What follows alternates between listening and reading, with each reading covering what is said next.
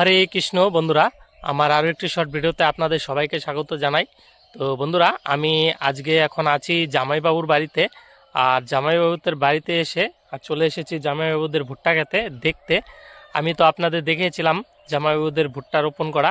আমিও সেদিন এসেছিলাম, আমিও রোপণ করে দিয়েছিলাম। আমি, জামাইবাবু, ভাগ্নে, দিদি চারজনে মিলে রোপণ করেছিলাম জামাইবাবুদের ভুট্টা ক্ষেত। আর সেটা কত বড় হয়েছে সেটাই দেখার জন্য খেতে চলে এসেছি।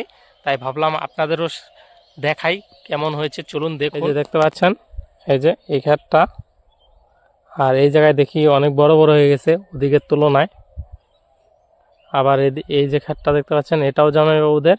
এখানে 1 বিঘা আছে এদিকে। আর ওই যে ওদিকে একটা কারেন্টের খুঁটি আছে, এই আঙ্গুলের সুই, ওখানে আছে আধা বিঘা। তো এই যে এদিকে আছে, দেখতে পাচ্ছেন। আর এদিকে প্রায় সবাই ভুট্টা চাষ করেছে।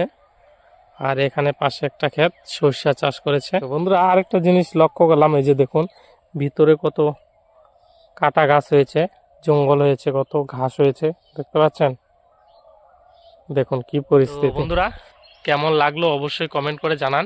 ভালো লাগলে লাইক করে দিন, শেয়ার করে দিন, আর আমার এই চ্যানেলটিকে সাবস্ক্রাইব করে রাখবেন। তো বন্ধুরা, দেখা হচ্ছে পরের শর্ট ভিডিওতে। তো টাটা, বাই বাই।